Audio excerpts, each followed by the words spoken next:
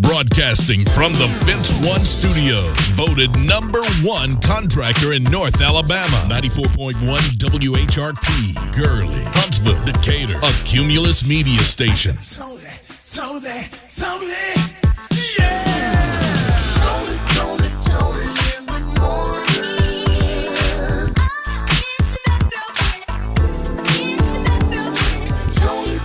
Toni in the morning. Waking up your world. Toni in the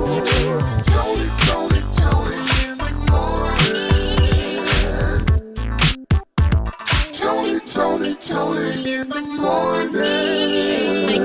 94.1 WHRP. 4.1 WHRP. I just might make my baby, especially since it's Valentine's weekend. Welcome to it. Toni in the morning. It is Friday. Yes, indeed. And in for PT, the one and only O.C. Maddox Jr. Good morning. Good morning to you, Toni. Hey. Glad to have you in this morning. And, we got a lot going on. Valentine's Day tomorrow. Yes. It's all about LOVE. Yes, it is. Yes, it is. Happy Valentine's Day, everybody. So, sweethearts out there. Also, Galentine's Day is today, where all the best girlfriends get together.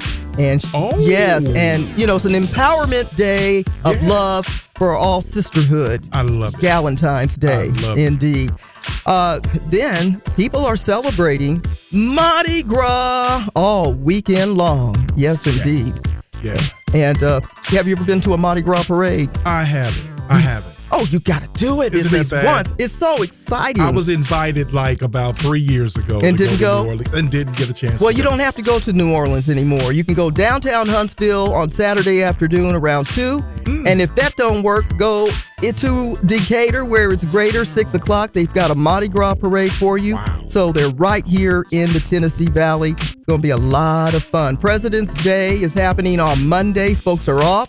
People going to be getting out of town, going to their lovely destinations all weekend long. It's going to be a lot of fun. Busy. And for those that are superstitious, today is Friday the 13th. It is a jam-packed weekend, no doubt. Yes, it is. Right. Toni, I am happy to be here with you this morning. Yeah. All right. We have a very special guest, and people have been posting their questions for former Senator Doug Jones, who will join us at 8 o'clock this morning. And we're going to dive into some conversations because he's running for governor for the state of Alabama. Could the state of Alabama turn blue? Oh, now see, that's what we are basically looking at right now, everybody. This is going to be great. So make sure you tell everybody to get over here. That's right. Check in at 8 a.m. We're talking to Doug Jones. If you have a question for him, go to our Facebook page at 94.1 WHRP. 94.1 WHRP. Factor, who did an exceptional job at the Grammy Awards, not to mention she was on time. All right. Toni in the morning, and for prime time is O.C. Maddox Jr. Happy Friday. And O.C., they're talking about the lottery again in the state of Alabama. This is probably one of the most exhausting stories I've heard since moving here in 2006. It is, and it's been since 1999. They've been talking. Last time we voted, Toni, was in 1999. We're talking 30 years. That's crazy. Long overdue. That they've allowed the residents to even have a voice on it. Yeah. So, I mean, they've put it, they've had conversations. The politicians always say no. They do. But this is going to be different. Why we're encouraging everybody to get out and vote for the midterms, because you have a voice on this particular bill to get the lottery in Alabama. Listen, when Mississippi is before Alabama and they got the lottery, come on now. And I was shocked when they did Georgia. Now, here's the other thing. We lived in Ardmore, Alabama. So when the Tennessee lottery opened up, this is going to blow you away, Toni. My wife wanted to play a number which was her father's birthday. She said, I'm not going to do it. Guess what? No, it didn't hit. Yes, Don't it tell did me. hit. No, yes, no, it no, did. no. Call her. She'll tell you right now. What made her change her mind? I don't know. I'm trying to figure that out, too. Listen, that first thought, that first intuition is always on point. Yes, it really is. But we're talking about also, now too, everybody knows she's going to be salty. You done told everybody. Oh, man, I told the whole city. The whole county now knows, Toni. Now, here's the thing, too, that I'm looking at, because they tried like 2 years ago for a comprehensive package. Okay. And so there's a gentleman at the top named Insler, and what he's saying is that, this is going to be pretty tight, but I hope that it does go through. Yeah. Because, think about it. What you're doing to your home state, you're taking money to other states and spending because people want to play. Yes. So crossing all the state lines, going into Georgia, like you said, into Tennessee, sometimes Florida, depending on where you are in the state of Alabama. Mm-hmm. You're crossing 3 state lines. That's craziness. It's crazy. When the money can go right back here. Right back in this poor state. Yes, it Financially, we need the money. And I was 2 minutes away from being a multimillionaire. And we going to blame it on your wife. Blame it. Don't blame it on the sunshine. Don't blame it on the boogie. Blame it on your wife. Happy Valentine's. Oh, man. Toni in the morning is looking black in the day. Back in the day. Back in the day. Well, back in the day, A.Z. Morton was the first and only black American to serve as U.S. Treasurer. She was appointed by President Jimmy Carter in 1977. Ms. Morton served as the 36th Treasurer until January 20th, 1981. All bills printed during that time has her signature on it. That's back in the day. On this date, back in the day, was 1920 that the National Negro Baseball League organized and the Southern Christian Leadership Conference was formed.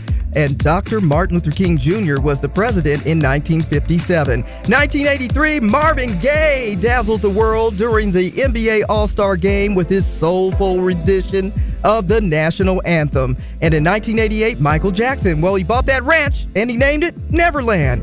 And 2 hip-hop classics were released on the same day, Tupac's All Eyes on Me and The Score by the Fugees in 1996. Drake, he released If You're Reading This, It's Too Late in 2015. Celebrities celebrating birthdays and famous people too. Randy Moss, Pro Football Hall of Famer, one of the best wide receivers to ever play the game. He's now an ESPN analyst. Farnsworth Bentley, you remember him, Diddy's former valet and assistant. He was the one that had the umbrella. Mm-hmm. How about Michael Jackson's oldest son, Prince Jackson? Find more celebrity birthdays on our Facebook page at 94.1 WHRP. And it is National World Radio Day, the medium that keeps us entertained and informed, saying, hey, to all my fellow broadcasters, Black Love Day, a day to celebrate our community, and Galentine's Day, that's Black in the Day, back in the day. Toni in the morning on 94.1 WHRP. 94.1 WHRP. You already know, Mama and Daddy and them. They used to party with T.I. You better know it. Yeah. Red cups and everything. We can't we can't pass it up. Toni in the morning and DJ Primetime 256 is off today. Sliding in the seat is the man himself, O.C. Maddox Jr. And listen, we've got a high near 62 degrees. Going to be a nice, pleasant day around the Tennessee Valley. Talking to former Senator Doug Jones in the 8 o'clock hour. If you have a question, you can post on our Facebook page at 94.1 WHRP. It is time for the good news in the neighborhood. And it's a lot of good news. Hey, everybody, come on out. Join us here at 94.1 WHRP for our family night out and Black History Month celebration. That's going to take place on Friday, February the 20th from 4 p.m. to 6 p.m. The place? At the Boys and Girls Club of North Alabama. They're located at 3911 Pulaski Pike, right here in Huntsville, Alabama. Come to this event, you guys. It's free. And guess what? You can meet and greet Gerald McBride. He's the host of the Old Schoolhouse Party. And also it's for a book signing tour. Listen, we're going to also have a special plus. The movie, The Rhythm. It's written and directed by Gerald. We're going to have refreshments, so that means free. Games, prizes, and Black History Facts, live and hosted by your very own, this guy by the name of O.C. Maddox Jr. So that guy. Come on out, everybody, and meet some of your favorite on-air personalities from WHRP, and come have some family fun with your station and your community. 94.1 WHRP. That's good news. The good news in the neighborhood is sponsored by Alabama A&M. Learn more about Alabama A&M University by visiting aamu.edu today. Alabama A&M University. Start here, go anywhere. WHRP, broadcasting from the Fence One studio, voted #1 contractor in North Alabama. 94.1 WHRP, Gurley, Huntsville, Decatur, a Cumulus media station. Toni, yeah. Toni in the morning.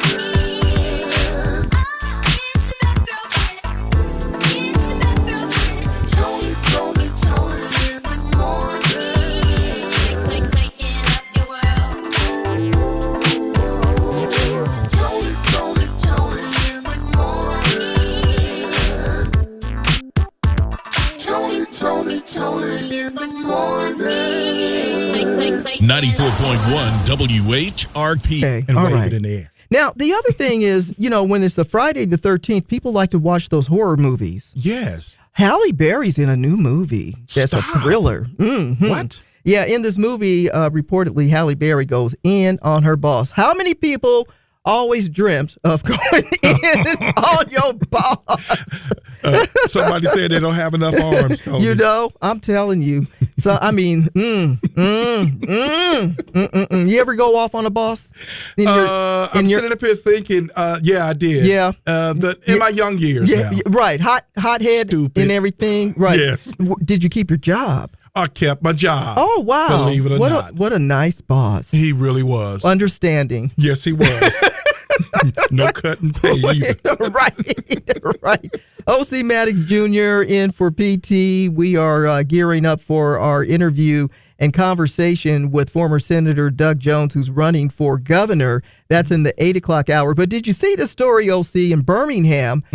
They say that there has been a drop in homicides this year. However, some of the leaders in Birmingham, they're turning their focus to prevention. Mm-hmm. And so the city is launching a new black male initiative at keeping young boys in school, get employed, and helping them, just support them to stay out of trouble. Yes. And avoid entering the criminal justice system. And this is actually one of those, Mayor Woodfin's initiatives. Wow. That is something. And I was born in Birmingham, and so it is a problem, Toni. We had a problem in Bessemer, Alabama as well, which is on the outside. But, hey, we need to really be praying for everybody in Birmingham. There's a lot of things going on there. A lot of violence. A lot of violence. Yeah. And, of course, this is one of those stories that many people can relate to across the country when it comes to our young black men. Yes. On the endangered list, basically. Yeah. That is so sad. It is sad because there's a lot of people that target black and brown people, who have the authority to do that. And we know that to be true because many of our young men have been attacked or stopped for no apparent reason, but then there's some that find themselves in a violent state. Yes. Joining gangs or just wilding out for various reasons. Mentorship is really big. It's big time. When my grandmother lived in North Birmingham, and so I can't go there anymore to see her house because it's just that bad near Carver and that type of area, North Birmingham. And hey, folks, it's serious. I want to wish Mayor Randall Wolfen on this initiative the best. Yeah, definitely. I think this is a great start. And who knows, other cities may adopt this. So, if this goes well, we may be on to something to save our young black men in our communities, no doubt. Yes. All right, a chance for you to win. Of course, we're trying to see B2K. They are on tour. And we would love for you to check not only them out, but it is the Boys for Life tour starring Bow Wow, Jeremiah, Waka Flocka. Also, I don't know. You heard what he did. Waka Flocka. You need to refresh everybody, Toni, on this one. They may want to rethink Waka Flocka. Right? Yes. Crime Mob, Dim Franchise Boys, and Pretty Ricky. Your chance to pick the city where you like to see the show. And, of course, it's all going down. We're going to give you flights, hotels, $250, and a meet and greet with the B2K. Text the national keyword CRAZY, CRAZY to 95819. That's crazy, CRAZY to 95819. Yes, please don't text and drive. And prize provided by our friends at Black Promoters Collective and 94.1 WHRP. DQ presents The Spicy Menu. For a limited time, try the new Flamethrower Chicken Strip Basket for $6.99 with spicy, bold strips that heat you up. Served with a side of famous DQ soft serve as a dip to cool you down. That's right, dip those spicy chicken strips right into soft serve. Plus fries and toast, all for just $6.99. And add a new pineapple lemonade sparkler or cooler made with tahini. It's the limited time only Swisey menu. Get it delivered in the DQ app. Happy, tastes good. Participation may vary. Sound familiar? At Mattress Firm, we understand there are many problems that can keep you up at night, like snoring, aches and pains, or sleeping hot. Our sleep experts have the unrivaled know-how to match you with a mattress that can help. And now at Mattress Firm, save up to $500 on Tempur-Pedic, plus get a $300 instant gift. For the great sleep you deserve, visit Mattress Firm. We make sleep easy. Restrictions apply. See store or website for details. 94.1 WHRP.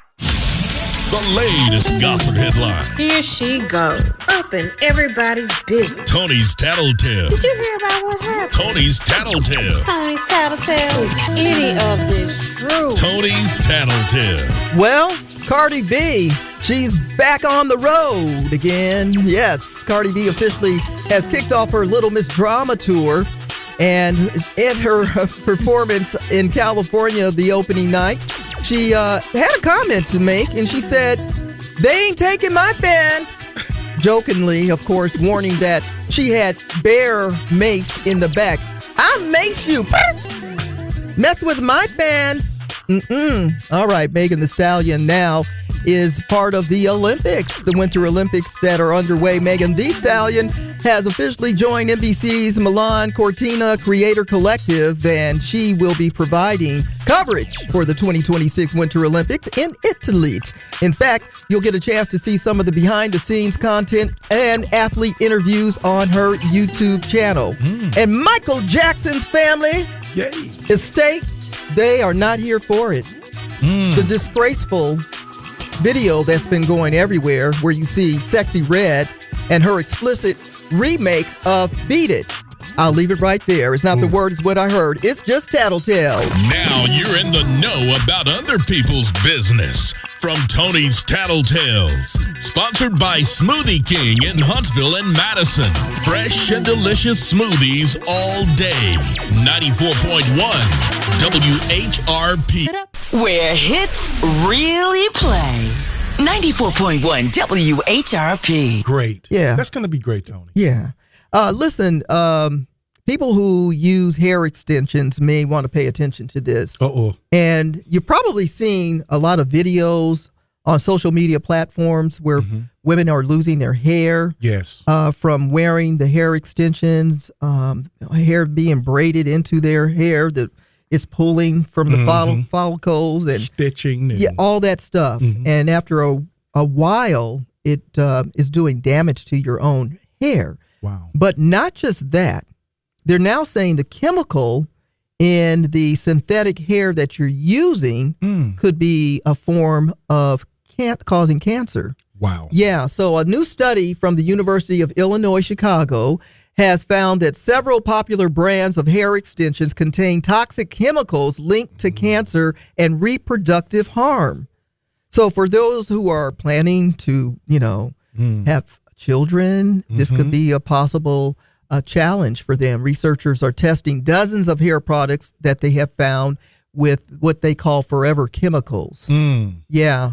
And this is really becoming an issue. And I've seen a lot of videos on social media platforms where people are going to hair salons and trying to figure out how to, save their hair and maybe get their scalp a little more healthier and things like that. And using, what's that, Banyata oil or something? I don't know. Bantana? I don't know what the proper ointment would be or, Yeah, but it's very sad to see that when you're trying to, because like wigs have been around forever, the hair Supreme extensions. Yeah. But now you're actually adding this other form of whatever the chemical is into your hair, which is seeping into your scalp, which is getting into your bloodstream, and it just goes on and on and on. It's like there's a demand for it too, Tony. Everybody, there's a serious demand for extensions nowadays.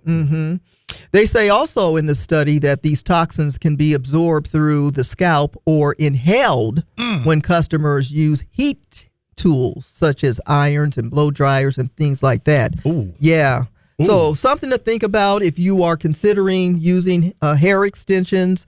And, just like everything that you buy, they usually have the ingredients or they have what the chemicals or how it's being made. That's right. All that stuff is supposed to be listed, legally. You're supposed to list what the product holds. Wow. Yeah. Why are you looking at me like that? Because that's my hair. No, I know that's your hair. I knew you were going to say that. Hey, it's Tony's hair, everybody. But now here's my thing, too. Before we close this one out, I'm going to say this to everyone.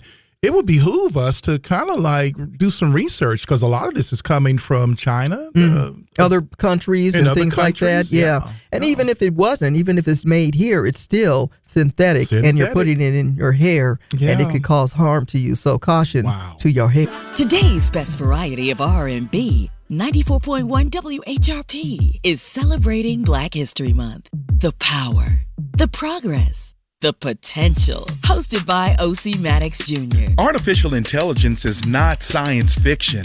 It is infrastructure. It shapes how decisions are made, how jobs are created, how data is used, and how power is distributed. And Black Americans right now are not just participants in this space. We are now the shapers of it. In the world of AI, ethics and accountability, Timid Gabriel has helped the world understand that algorithms are not neutral. Data reflects human choices, and without inclusion, technology can reinforce inequality at scale. Alongside her is Joy Balumwami, exposed how facial recognition systems fail to recognize darker faces, forcing global conversations about bias, transparency, and responsibility in AI systems. Now, this is what leadership looks like in the digital age. But AI is not only about ethics, it's about work. Automation is changing labor. Data is becoming currency. And the future workplace will be defined by who understands code, data rights, and digital ownership. Data is the new land. And if we don't own it, protect it, and govern it, someone else will. So let's frame this moment through 3 execution pinpoints on today's broadcast. We're talking about our power, process, and potential in AI. Pinpoint number 1, the power. Let's claim representation because Black voices must be present. That's so important where AI is designed, tested, and deployed. Pinpoint number 2, the process. Let's learn the system. Coding, data literacy, ethics, and policy must become everyday skills, not just elite knowledge. And pinpoint number 3, the potential. Let's build what we want to see. AI can expand accessibility, create new careers, and solve real-world problems if we shape it the way we want it. The future workforce will not wait for permission. It will reward preparation. And as Joy has powerfully stated in her work in public talks, that technology should serve humanity, and humanity includes all of us. The future is ours, my friend. Let's capture it, and most importantly, let's own it. I'm O.C. Maddox Jr. for Black History Facts, and until next time, stay informed, stay inspired, and keep on making history. Black History Facts, weekdays at 7:55 a.m. and 1:20 p.m. brought to you by OMJ Media Design. Find them on Facebook for photo, digital, print, and more. OMJ Media Design. Broadcasting from the Fence One Studio. Voted #1 contractor in North Alabama. 94.1 WHRP. Gurley, Huntsville, Decatur. A Cumulus media station.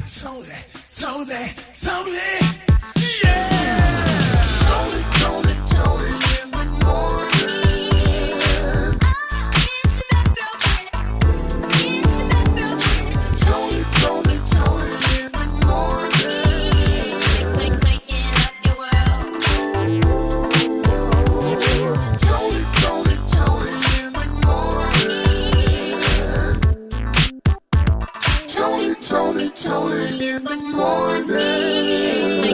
94.1 WHRP. Tony in the morning. DJ Primetime 256 off today. O.C. Maddox Jr. O.C. Maddox Jr. The 256. All right. All right. So in studio, we have our special guest for the day, former Senator Doug Jones. Welcome to the show. Good morning. Thanks, Tony. It's great to be here. Good to see you, O.C. All right. All right. So a lot going on in today's world of politics and a midterm that everybody is talking about. Oh, yeah. Oh, yeah. This is a huge midterm. I mean, they're always big. They're the ones that the voting makes a big difference in our communities, our local cities and things like that. But you are running for governor. Yeah. Jumping in the fire again. Yes, jumping in the fire again. So during your time as senator, what are some of the things that you feel great about achieving during that time? Oh, Tony, there's so many. You know, it was such an interesting 3 years for me in the U.S. Senate because, you know, our race in 2017 gave so much hope to people around the country. It was so much like today. It was Donald Trump's first year in office. There was a lot of chaos. People were concerned. And when the people of Alabama elected a Democrat to the United States Senate for the first time in 25 years, it gave people, not just in this state, it gave people a voice that they hadn't had in a long time, but it also gave hope to people in the state. It gave hope to folks around the country. Not something I bargained for, to be honest with you, but it was something that just happened. And so we were able to parlay that into really accomplishing a lot of things. As a freshman senator, we were able to get 26 bills, of which I was a lead co-sponsor with a Republican, passed into law.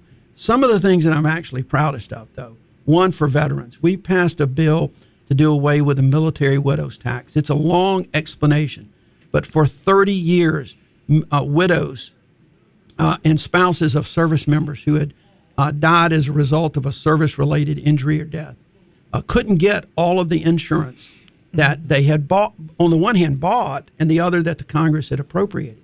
They would offset that. And these Gold Star widows had come up for 30 years trying to get that changed.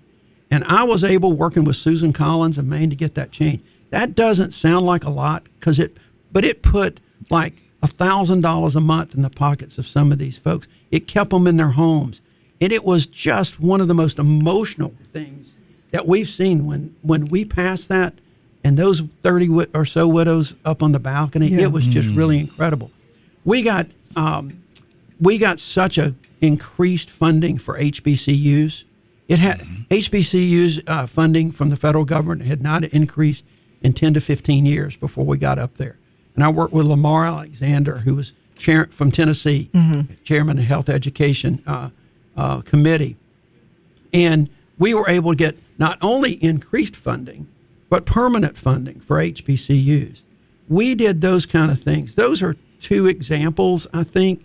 There's a whole bunch of things that we were able to accomplish. But I think the thing that really I loved most about being in the Senate was being able to have that voice. The Senate is it's more dysfunctional today than it was when I was there. Yeah. But it's hard to get things through. You know, it's hard to get laws passed over a short period of time. We got a cold case bill done, by the way. It's hard to get things done. But being able to have that voice, to be able to have that bully pulpit, to be an advocate for things. For instance, there was not but one senator from the Deep South who, on the floor of the United States Senate, talked about Black Lives Matter after George Floyd's death. And you're sitting across from him right now. Yeah. And that was a big deal, to have that voice in a time in America that it was really important that a voice from the South, the Deep South, was able to give voice to so many people and express what so many across this country felt. So there are a lot of things. I love my time up there. I wouldn't trade it for anything. But it is now a different function up there. My wife and I were talking this morning. It just seems like everybody hates each other. Yeah. The last time I was up there, 3 or 4 months ago, it's just like people walking through the halls looking down. It is just a different, the collegiality's not there. It is far different. And that's why we got to look to the states more. So now you are pushing forward to run for the position that is available, open, governor, and we'll be voting in November to see which direction we're going to go in within the state of Alabama. We asked our listeners to chime in and post on our Facebook page a few questions that they would like to ask you. Sure. And we're going to dive into that with the number one question. The first question we have is from a mother. Mm-hmm. Yeah.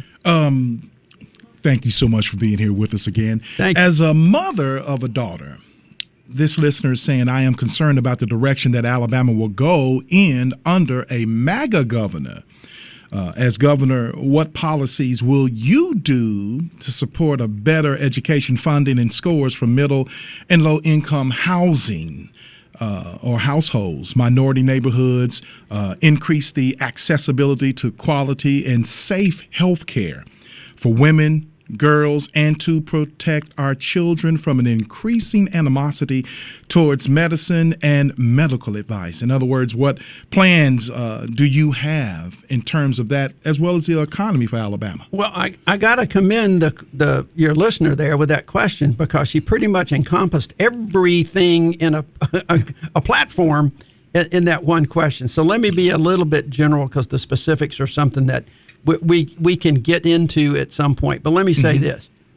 First off, I tend to agree. I not only tend to agree, I am in total agreement that a MAGA governor, a Tommy Tuberville governorship, which is just a clone of a Donald Trump presidency, yes, is something that I think people in this state should be very concerned about.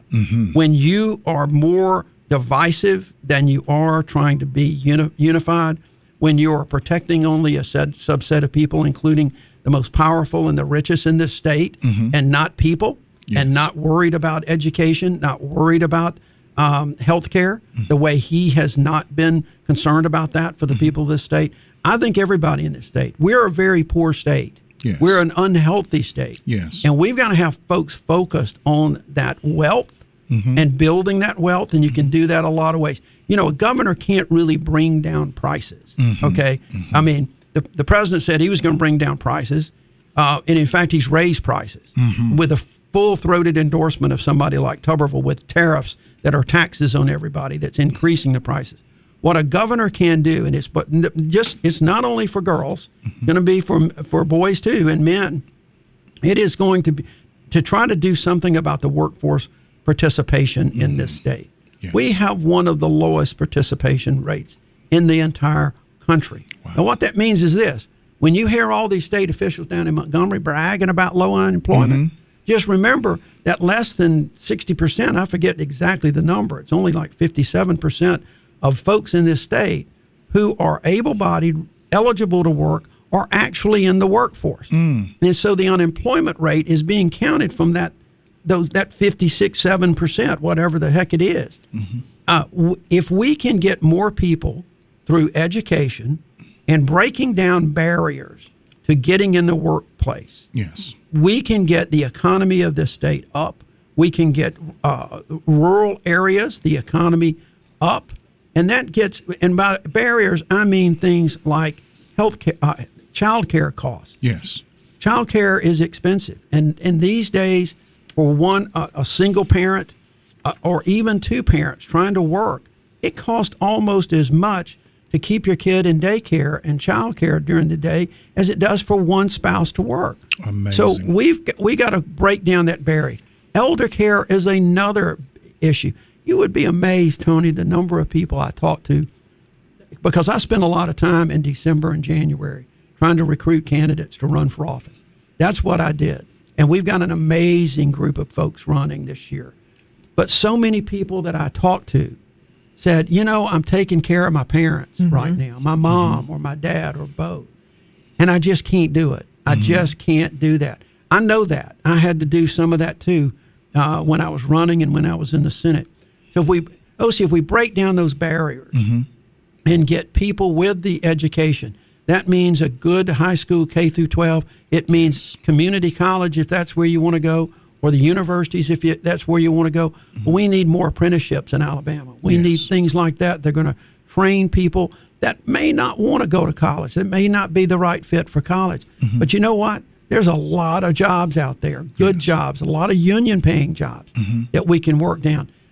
Healthcare is a big, big issue, and I particularly think that that's true for young girls these days. You brought up this one particular, we are having problems in that area of education in the rural areas because we're losing some teachers. How do how are you going to be able to bring that together in the rural areas, and we're missing out on broadband connections for those students that are when it's crazy because when I was in the Senate, we worked hard and we actually got some money passed for broadband. This was starting back in 2019. That's true. The problem we've got is that the states distribute that broadband, and they ain't distributing it equally. Yes. Okay, it's still going to upgrade broadband that's already exists rather than putting broadband where it doesn't exist, and that's a real problem. And there is significant federal monies over the years.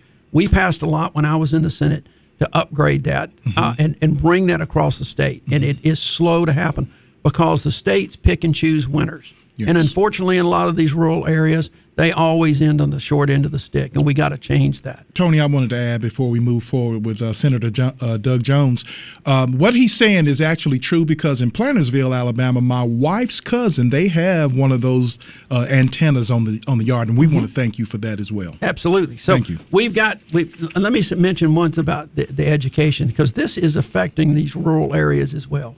Alabama passed something called the Choose Act a couple of years ago, and that is giving people tax credits to send tax dollars to private schools that are not regulated. There's no transparency. There's no standards.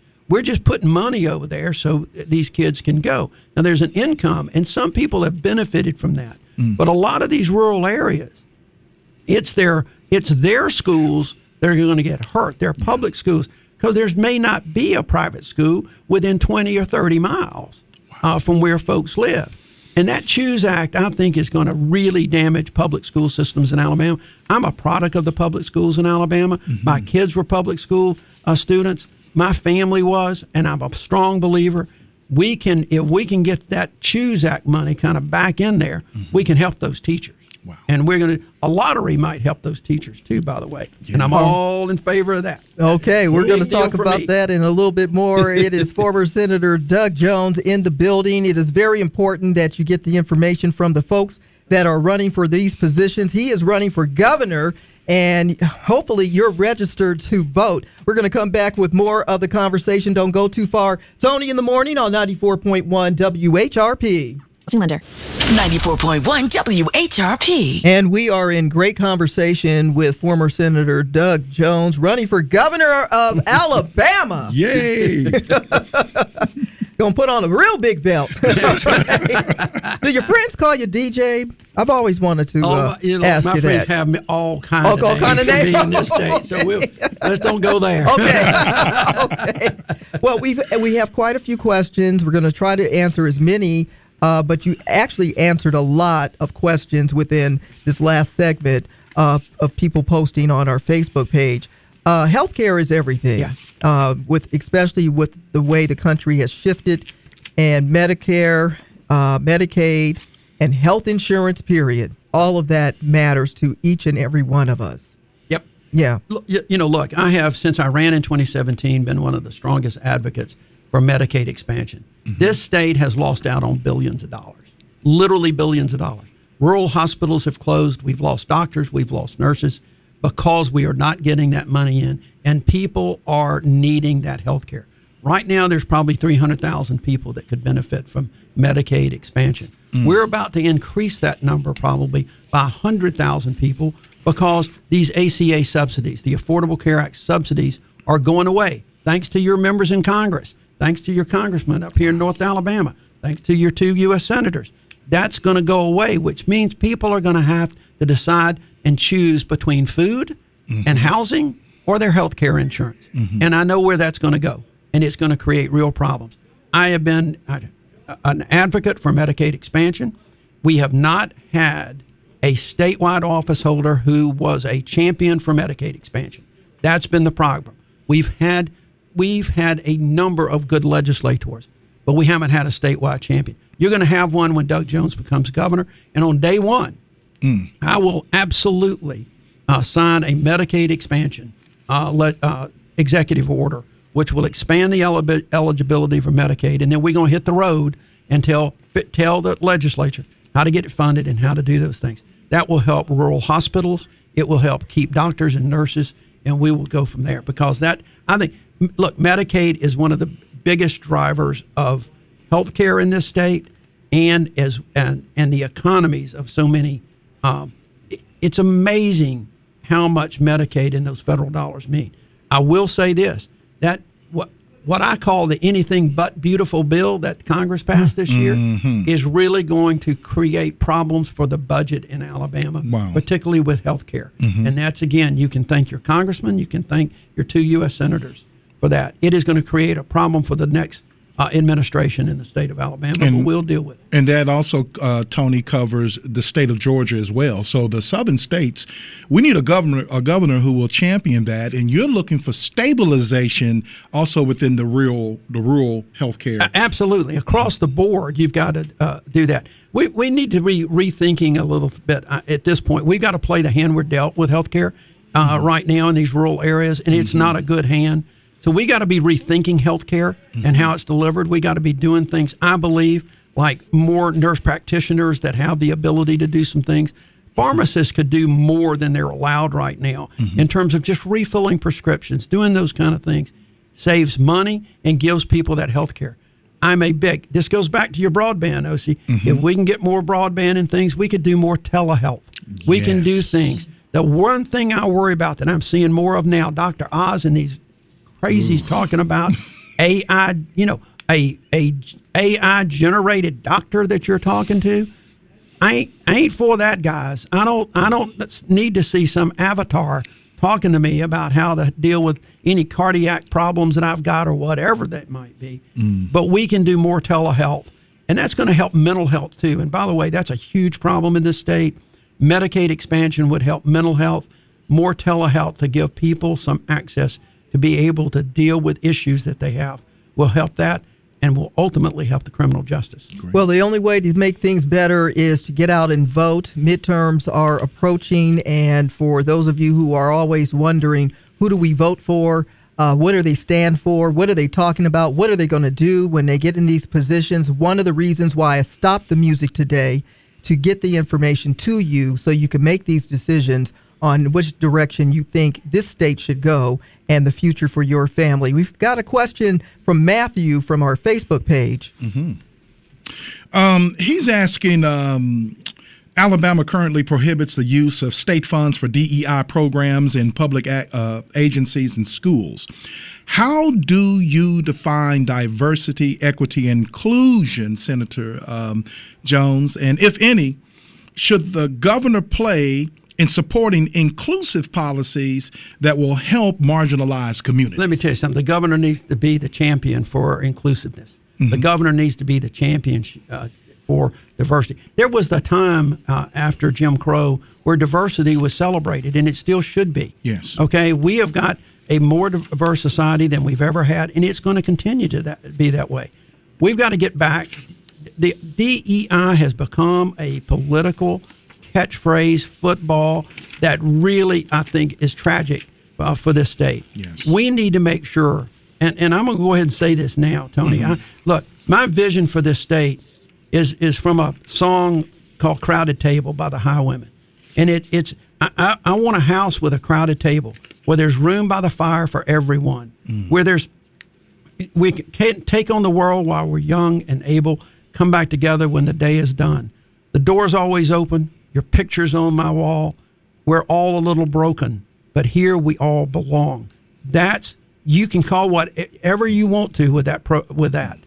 You can call it diversity. You can call it inclusion. You can call it equity. You can call it civil rights. You can call it equal rights. It doesn't matter. What it means is that we are a community, and there's a seat by the fire for everyone, and unify. And that's what we've got to do. We've got to do that. You know, there were so many divisions in this country started right here in Alabama. Alabama needs a place to heal those divisions, and we got so many of them right now. Yes. So the governor has got to be the champion. The governor has got to be the bully pulpit for the champion, where there's a place by the fire for everybody in this state. Well, one thing that I know everybody's talking about is the traffic. Yes. The traffic with all the growth that is happening in the different cities across this state. Highway 72, where we reside at the radio station, University Drive. Yes. I-565 is becoming what we call a hot mess. Yes, it is. 65 is just crazy now. It's just so much traffic, and it just feels much like what everybody's talking about. Why didn't they do the infrastructure before they started building? Yeah. What is the fix? You know what? It's kind of typical of the state. Let's grab that shiny ring first, and we'll figure out how to make it fit later. And that's just kind of what we do. There's not as much thought. Look, infrastructure projects are going to be a huge, huge issue. Yes. They're going to be an issue up here, obviously, with so much growth that's going on in North Alabama. I get it. I understand it. We saw it coming from Huntsville over here to Athens today. On the other side, hopefully it'll clear out a little bit when I go back toward Huntsville this morning. So we've got to look at that, but we cannot neglect some of the infrastructure problems in some of those more rural areas as well. The roads need either rewiden. It's a problem. And there's some areas that have the opportunities for growth in this state, and it is being hampered because of the lack of infrastructure. So it's a problem up here, but it's going to be a problem statewide. The biggest problem we're going to have in infrastructure projects is the budget. Yeah. Federal monies are drying up. Yes. Right now, state monies are nobody wants to raise taxes. I agree with that. We don't want to raise taxes, but at the same time, it's going to be a problem trying to get that infrastructure money and working. So it's going to take an effort. It's going to take somebody in the governor's office, guys, who can sit down with both Republicans and Democrats and say, okay, where's the common ground? Common ground should be infrastructure. And we don't pick winners and losers here. Let's try to do something for everybody. I'm just, Tony, I'm looking at this. He covered everything that Angela basically wanted to ask. I'm looking at also, too, that corridor. Tony hit it. This is horrible because of the fact that we live in a state that's right in middle America in terms of manufacturing, in terms of logistics. It looks great for us, but it's the highways. It's tough. It's tough. But trust me, my automobiles feel them every day. Okay. Right. Talking to former Senator Doug Jones, who's running for governor. We're going to come back and wrap things up. Thank you for hanging in there with us. Tony in the Morning on 94.1 WHRP. The Tony in the Morning Show on 94.1 WHRP. We're talking to former Senator Doug Jones this morning, trying to get the answers to many questions that you have as we are making our decisions and heading towards the midterms. This is the decision maker for everybody, cities, and different elections will be taking place in different states. But our concern is who's going to run this state. He is running for the governor position, and that's a big position to take on. Just making sure that everything is going in a better direction. For those of you that are not happy with the current state of what's happening here in not only our country, but right here in our own backyard. Taking some questions from our Facebook page at 94.1, and we thank you all for taking the time to post those questions so we can also hear from you. And we got a question from Carol. Carol is asking, what would this candidate do in the first 90 days? Well, Medicaid expansion is number one. Medicaid expansion is absolutely number one. Number two is, quite frankly, I want to make sure that once I get sworn into office, that the legislature hadn't tried to de-strip the funding. Because I'm going to tell you, when a Democrat gets elected, it's going to be a shocker for some folks. And I'm hoping that the legislature will work with me to try to do some things. The first 90 days, too, is also going to be spent not in the state capitol. It's going to be spent out on the in counties and cities. I want to be a governor that's out there right now. I mean, we haven't really seen that in a long time. I want to be the kind of governor that gets out and about. I want to do more social media live programs. I want to do those kind of things. That's going to be the order of business to kind of set the tone. I think the first 90 days is going to be tone setting more than specifics. Unfortunately, the governor doesn't have the ability to issue so many executive orders like the President of the United States. But it is going to be spent putting people in place in these department heads that are going to be changing the direction of Alabama. That's going to be the real key. So we're going to really be focused on transparency, particularly with regard to the prison system and the parole board, to try to get that on track, to make sure it's on track. Right now, we don't know where it is. We've seen the movie. But I think from the Department of Conservation and prisons and all the way down to the 20-something department heads, putting people in place is going to be really very critical for the next 4 years. Well, listen, there's a lot of people running for this position for the Democratic Party. It's about 3 for the Republican Party, but there's almost about 5 of you, if not 6, running for this position. And Justin has a question. Justin is saying, will you commit to a primary debate forum with Dr. Will Boyd for Alabama? I've debated Will before. I don't know why I need to do it again. I've been a United States Senator, for goodness sakes. I've got a program. There is no debate. The problem is this. We all agree about on the same things. We can all talk these generalities about Medicaid and Medicaid expansion. But there's only one person in the Democratic primary who's got a record of delivering, got a record of winning elections and getting votes from across the aisle. Remember, I got 70,000 more votes than Joe Biden did in 2020, which meant that there were people that voted for Donald Trump that voted for me over Tuberville. I got more votes than Dr. Boyd did in any one of my elections. And so I think the issue for folks right now needs to be comparing records of actual service. We can talk about the same. Every Democrat running is going to have basically the same platforms. We want better roads. We want better education. We want a lottery. We want Medicaid expansion. The question is who can best deliver that and who has got a record of service of deliverables to the people, some that we talked about just a few minutes ago. And so in that context, that's not really a debate, okay? That's just not really a debate. So we're going to go through and we are going to work hard to get every vote we can for this May 19th primary. Well, I thank you for answering the questions of our listeners this morning. I do have one question. Yep. Why do you want to run for governor? Well, Tony, it's a great question because, and I could spend the day talking about it. We are at a crossroads in this state. And right now we have got an opportunity to change that direction. You talked about it a minute ago. Change the direction of this state. I spent the first 2 months of my campaign after I announced recruiting candidates, recruiting people. We're not running a Democratic ticket. We're running a ticket for change. And 5 or 6 of the people that are running that are unopposed right now were all recruited by Doug Jones. That's the difference between me and any other candidate running in the Democratic primary. We are building something that's beyond the governor's race. We're building something that's going to be beyond the campaign. Because if you are satisfied with the way the state is moving right now, if you're satisfied we're at the bottom of everything good and at the top of everything bad, then by all means vote for somebody else.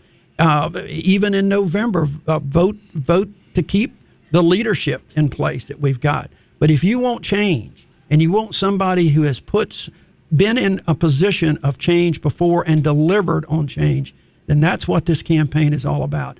I think we've got this unique opportunity. The first time in a long, long time, Democrats are fielding a ticket. 7, all the constitutional officers, check them out. They're great, great candidates. That alone is going to be why we are building something. And at the end of my 4 years,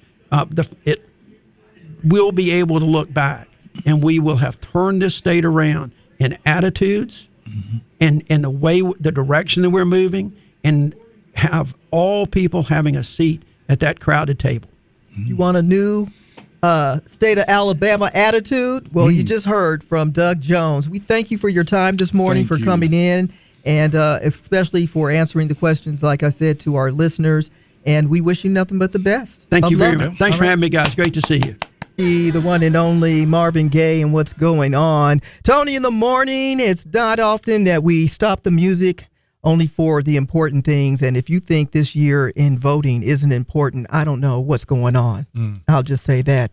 OC, thank you so much for coming in this morning and spending time and having this important conversation. We want to thank again former Senator Doug Jones for coming in and talking to the audience and answering the questions from the audience. Now, we will be opening the door again for any other person running for the position of governor, such as Will Boyd, and Jamil Brown, Yolanda Flowers, and Chad Chig Martin, Nathan Mathis.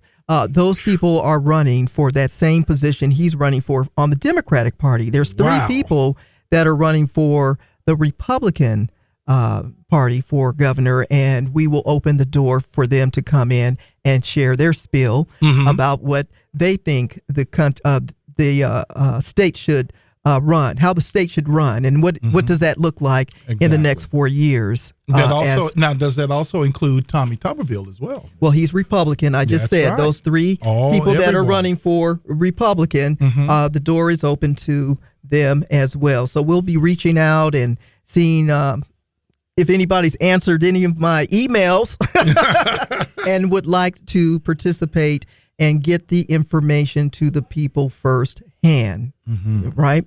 We are your station in your community. We are 94.1 WHRP. Broadcasting from the Fence One studio, voted #1 contractor in North Alabama. 94.1 WHRP, Gurley, Huntsville, Decatur, a Cumulus media station. Tony, yeah! Tony in the morning.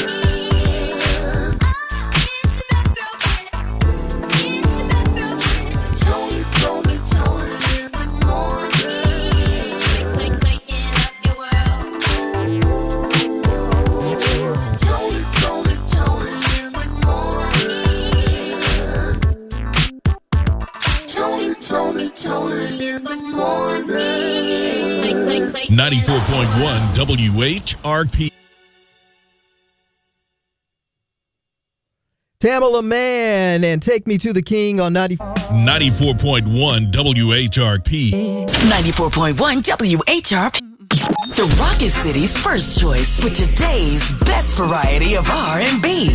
94.1 WHRP. And, of course, O.C. Maddox Jr. in the building. Got you up early this morning. Early. You had me up at 4 a.m., Tony.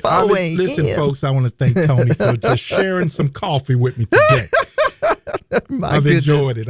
Yes, it's been a wonderful way to kick off the weekend, giving people a lot of things to think about, especially with the upcoming election. But here's something else to put on your mind. It's Valentine's Day weekend, and gold prices are skyrocketing up to 40%, they say right now, which means if you didn't buy your gift earlier, today's going to cost you. Oh, my goodness. Prices are going up on this gold, y'all. Yeah, it is. They say an ounce of gold is trading for more than $5,000 these days. That's amazing. That's amazing because we were looking at, $2,500, not long ago. Yeah. And so nonetheless, they're saying that, especially for people who are investing, they're encouraging folks to invest in gold and silver. Yes. We're going back to the old Western days.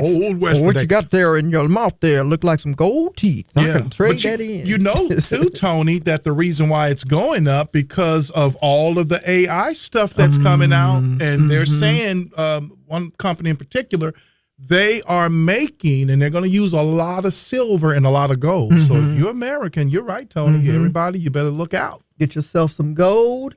It's gold in them hills, all right, or silver. So something to think about. But more importantly, if you're buying a gift, and last week you were looking at it and you were like, that's a pretty good price. I'm going to go ahead and buy that gold chain. And then you go to buy it today, and you're like, well, wait a minute. Why is it $300 more? That's why.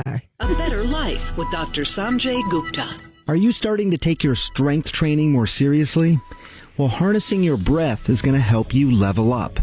How and when you breathe during strength training directly affects muscle engagement, core stability, and power output, as well as the position of your rib cage, spine, and pelvis. So says strength and conditioning specialist and mind-body coach Dana Santis. Now, holding your breath while you work out causes your blood pressure to spike and your muscles to receive less oxygen. Shallow breathing also throws off your form. Now, whether you're pushing, pulling, squatting, or rotating, exhale on the exertion, the hardest part of the rep. Breathe in through your nose, out through your mouth. Do it slow and steady. Once you see how much of a difference this makes, you're probably going to wonder why you didn't try this technique sooner. I'm Dr. Sanjay Gupta, helping you live a better life. Thank you for starting your morning with us. Toni in the morning on 94.1 WHRP. 94.1 WHRP. That's why I love 94.1 WHRP, Neo, Miss Independent. Hoping you're going to have a really good time tomorrow as you celebrate Valentine's Day and also Mardi Gras weekend. It is time for our motivation and inspiration. Simply be inspired to get involved, to vote. Get involved for your opportunity to make change. If you listen to any of the interview today with former Senator Doug Jones, we've got to roll our sleeves up if we really do want change. It starts with us, the voters. Your opportunity will be coming up very, very soon. We're going to keep you abreast on how you can get involved. But more importantly, check your voter registration and go to vote.org. We'll make it easy on you. Vote.org and make sure that you are registered to vote. The change starts with you. That's your motivation and inspiration. 94.1 WHR. Hello. 94.1 WHRP. Smile, living my best life. Little Duval, Toni in the morning, DJ Primetime 256 off today. Thank you for stepping in and hanging out with us this morning. Oh, yeah. And, having the great conversation with Doug Jones. I really appreciate that. Black History Facts is on and going because we are celebrating Black History Month. Yes. And so the Black History Facts are every day throughout the month of February. You have me on at 6:20 as well. Right? Yeah, I know that.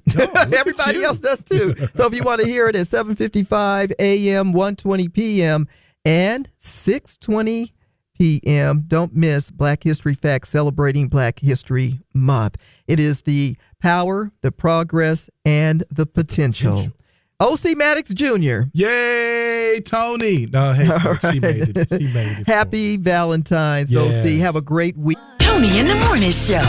Weekdays starting at 6 a.m. on 94.1 WHRP.